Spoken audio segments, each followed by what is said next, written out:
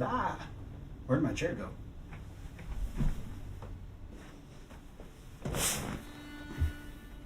Well, at least it is a chair. Now, some of you guys are really observant, so you will have noticed that the red chair is gone. It's not gone. I just took it somewhere to give it some love, get it reupholstered, a little bit of work done to it. So with the chair business out of the way, I wanted to say welcome back. I hope you guys had a great week, and this is Shane with Shane's Books in Review. Today we will be talking about Sherlock. Specifically the Memoirs of Sherlock Holmes. And these books, again, are set in a way that it is Watson that is just publishing some of the things that happen during the course of them going and checking things out, looking at different cases as it is, and his thoughts and reflections upon it. So instead of starting every segment with, they were in a ... hotel room, or their flat, or wherever, we'll just open it up. The first little booklet that was in here was a lot different than the Adventures of Sherlock Holmes, and I really enjoyed it. The title structure hasn't changed much. It is The Adventure of Silver Blade, which, if you don't know, Silver Blade is a horse, in fact a prize-winning thoroughbred creature. And Silver Blade comes up missing, so Sherlock and Watson catch the case and go to investigate. Now, of course, Sherlock has already started to form some ideas before they go, which is the norm, but that's back filler. That's there to get us up to speed. And the story had a lot of little particulars, and if I remember correctly, I think this was turned into a movie in the 70s, maybe 1970s. But if I'm wrong, feel free to tell me about it. The opening scene in this one, yep, I know, but it's kind of cool because they were on a train, and there was a guy that told them how fast they were going on the train because of the telegraph poles. He knew how far apart they were set, so he was able to calculate the speed that they were traveling. And really, that's all I want to say. That was the one little thing that was different, the one thing that stuck out to me about the opening. Now, one of the things that piqued Sherlock and Watson was the mysterious death of the horse's trainer, John Straker. And in the beginning, it's thought that John Straker is actually probably the culprit. But as I said, there was a lot of little particulars, and as it is, devils are in the details and the particulars. There was these mysterious happenings with some sheep where they were not mutilated, but they had all gone kind of lame. After the lameness of the sheep, there was a dinner, and everybody except for one person was fine after the dinner. The one person being the stable hand, and the next day he was incredibly druggy, almost like in a hungover stupor. We have the horse that is missing completely. Silver Blade is nowhere to be found. And Fitzroy Simpson, he starts to investigate the case as if it was the trainer that was at fault. There was a couple of things that happened in quick succession as well. One with Sherlock questioning a lady that was there about a particular dress that maybe she had. And when everybody else went out to investigate, instead of him following behind, he decided he wanted to stick around for just a second, take a look at some things. And he praises the detective, police officer, for not trampling the scene to death. As I said, this one was a little bit different, but not so much that it doesn't fall outside of the formulations that we've already seen in the first collection that I read. It seems like we have a misdirection, a little item to make things more interesting, and, misdirected blame, really. But that's kind of one of the things that makes it so fun for me, is I kind of know how it's going to go, but still, even though I know how it's going to go, the books are very well wrote, and on top of it being well wrote, there's also sometimes a surprise, like in this one. I thought that I had everything figured out. There was 2 details I missed, and it wasn't details that was necessarily given to the readers either. It had to do with where the horse was residing, or not residing, and it had to do with who actually did it. I was thinking the whole time that maybe it was a I don't know why I thought this. I guess it's today's mentality, but I thought it was an insurance ploy from the actual owner of the horse, and he had set the whole thing up so that he could bet against himself and make a lot of money. That was my formulation. It was completely wrong. Okay, now that I've admitted my guilt in the situation, let's move forward. Upon inspecting the body that was found, there was some tallow and some other things, a little candle that was found in the mud of the scene, and so Holmes comes up with this really kind of odd explanation of, I want to explore the grounds before tomorrow. That way I'm more familiar with, well, the moor and swampy area here. So you guys just go ahead and go do your thing, and me and Watson, we'll stick back here and just kind of walk around. We'll stay out of the area, though. We won't contaminate anything. Big paraphrase, but it's kind of the way that I saw it. And I also saw the eye rolls of everybody that was there, thinking, wow, we'd like to get home to get dinner. That was where things started to turn. That's where the case started to open up in this one. And it had to do with whenever Sherlock and Watson were going along a ridge that was around the whole area where the crime scene had occurred. And there was already a lot of things that weren't adding up to Sherlock at this point. So, as he and Watson are walking along, they end up finding a trail. They split the top of a hill, and Watson's on one side, and Sherlock's on the other side. And Sherlock's like, hey, I found something. Ooh, this could probably be, yep. So he produces the horseshoe casting that he had and puts it in the horseshoe, and it fits perfectly. He's like, yep, that's it. So he and Watson are going to take off to go find the horse, but Watson thankfully sees just a few feet away another set of tracks going the other direction. And that was when things kind of clicked for Sherlock. So he goes to the main competitor's horse farm, which actually is not that far away in the grand scheme of things, and walks up to a hand of the farm and offers that hand money. I want to talk to your guy, the guy that runs this place.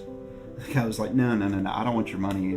If by chance, after we get done talking, or you get done talking, you want to give me that money, awesome, I'll take it. But the owner is not going to let me do that outright.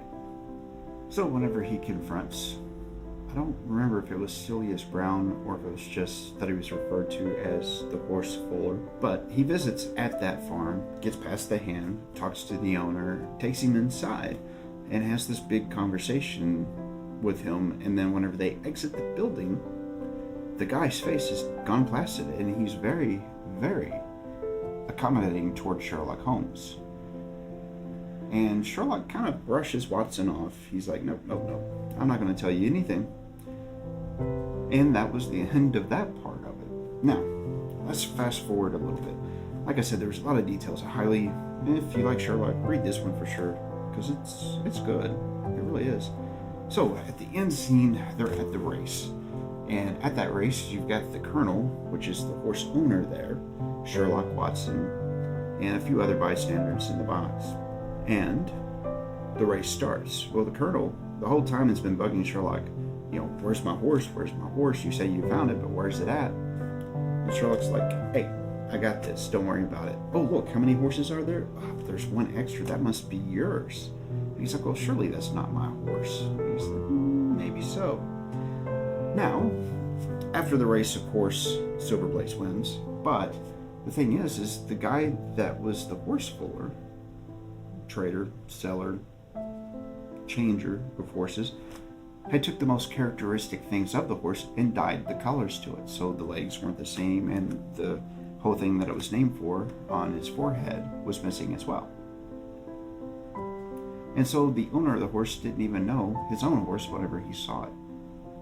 And here's where I kind of felt silly, because the Colonel was, who did it? Who killed the trader?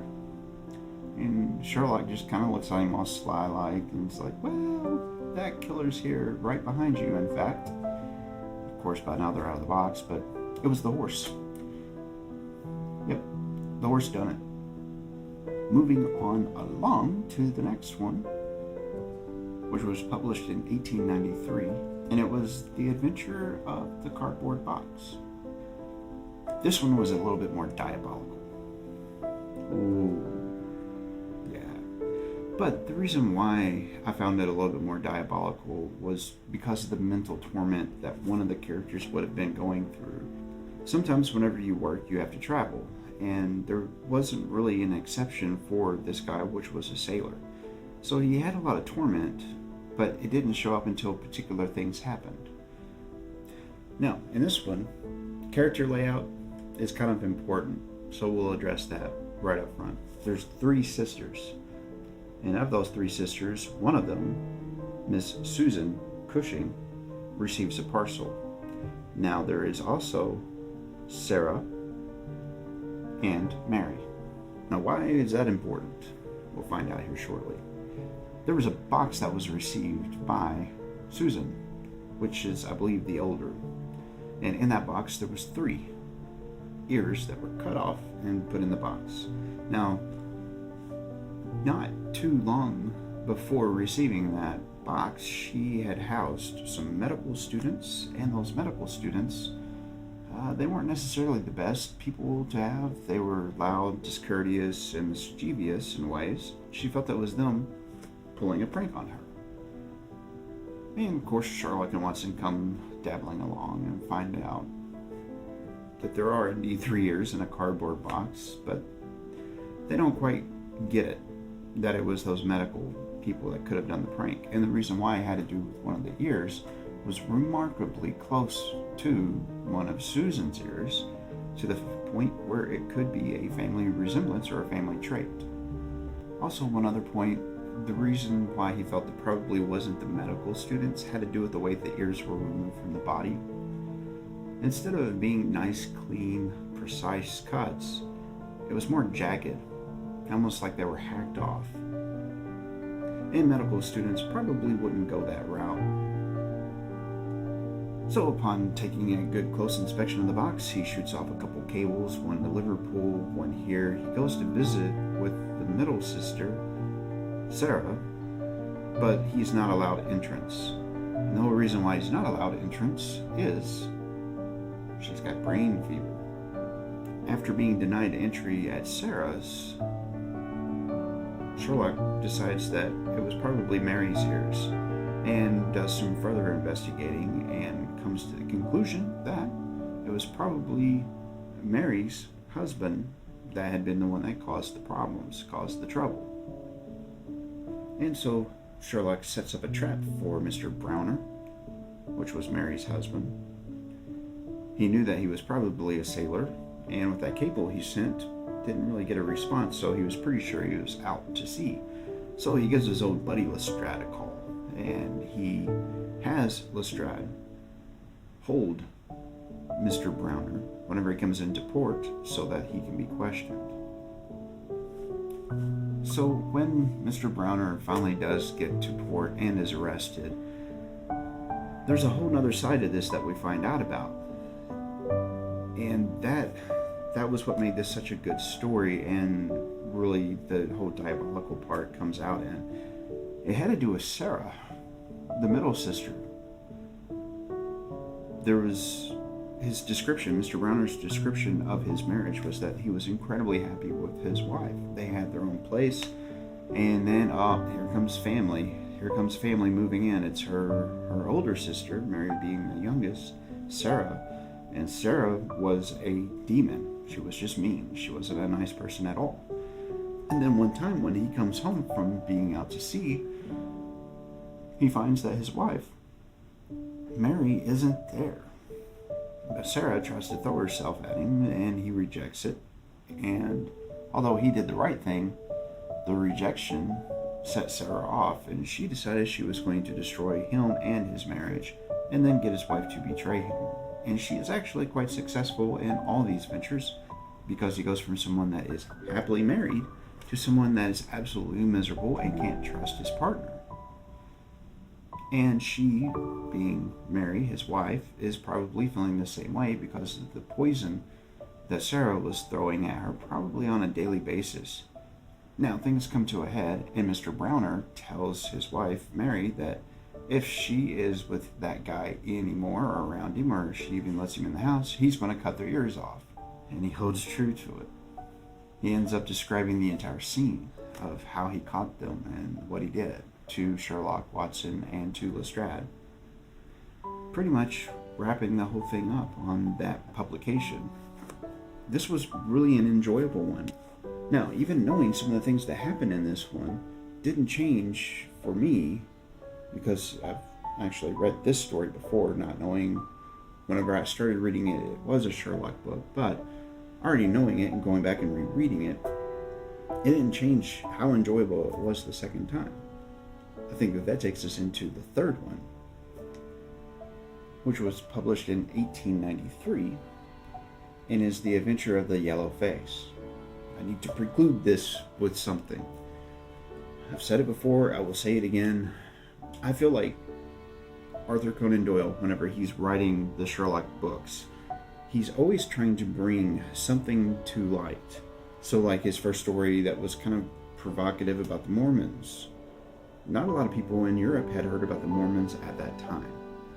There are other examples of that are spread out throughout the Adventures of Sherlock Holmes and also in the Memoirs of Sherlock Holmes. Now this one has to do with a little bit of race, and I would like it to be put on record that whenever he typed out a particular word or wrote out a particular word that's used to describe people of color in this, and the relationship that a particular person has in it, that everything is in a positive light in this story. Some of the language that is in the book might be a little bit off-putting to some people, but keep in mind that the entire story is indeed in the positive and affirmative of her choices, her husband. It wasn't meant as a derogatory story whatsoever. And in fact, it's more of a story of love and what people will do for each other. A guy shows up speaking with Sherlock and with Watson, describing how he just doesn't know what's going on with his wife, a Mr. Grant Munro.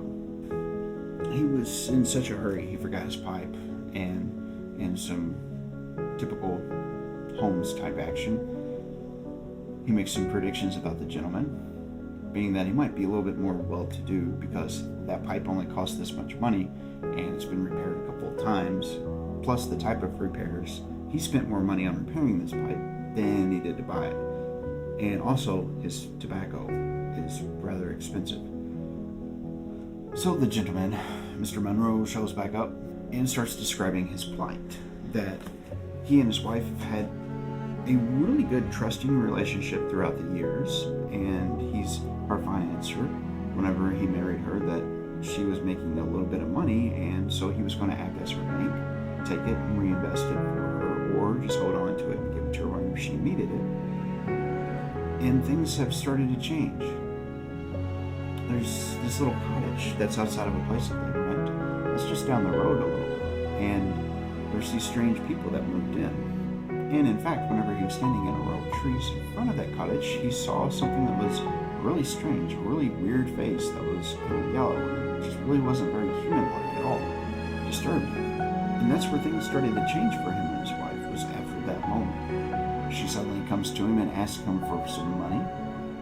And he doesn't give her a hard way to go, but he's curious as to why she would need so much. And then he ends up catching her over at the other cottage a couple of times, and he's fit to be tied, to the point of which he has so much anguish he doesn't know if he could ever trust her again, or if he could even bide being near her, so it seems. After telling Sherlock a lot of this, and Watson a lot of this, the goings on, Sherlock sends Mr. Munro home, sends a cable or a telegraph, and then also postulates to Watson that perhaps it is her ex-husband that is the problem from America, and that he's probably moved in right next to them so that he would have a better chance of blackmailing Mrs. Munro. Watson and Holmes get their own way back to the cottage area, and when whenever they get there, I think it's actually EFFIE. Beyond Effie's very disturbed, please don't do this to me and to yourself. Just let it be what it is, and it will eventually solve itself. All of her entreaties, they brush her aside and go in anyway. And once they go in, they find this little creature running around with a yellow mask on. Well, indeed, it's not a creature, it's actually a child, which pretty well stops everybody in their tracks. And I really like the description, not necessarily the wording, but the innocence of the child, because as soon as the mask was pulled away, she had a huge grin on her face. And it was just such a sweet moment, because she's like, ah, look, I don't have to hide anymore. Nice.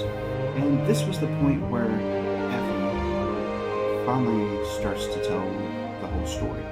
That's the secondary thing about this book that I liked so much. It was because of Effie's love for her first husband, John Hebron, who became a really good lawyer in America, and her and him lived together. And whenever things happened and John died, her daughter was really ill and couldn't make it to America, and she was afraid she was going to die. So she left her in the care of someone.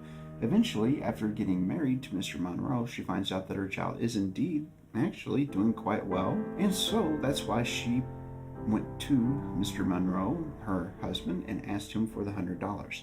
It wasn't so much that she was being blackmailed, as Sherlock thought originally, by her ex-husband. It was that she wanted to bring her child so that her child would be next to her, close to her, so she could visit with her. And that was the thing that was her big character flaw.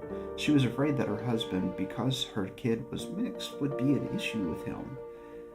And it just wasn't.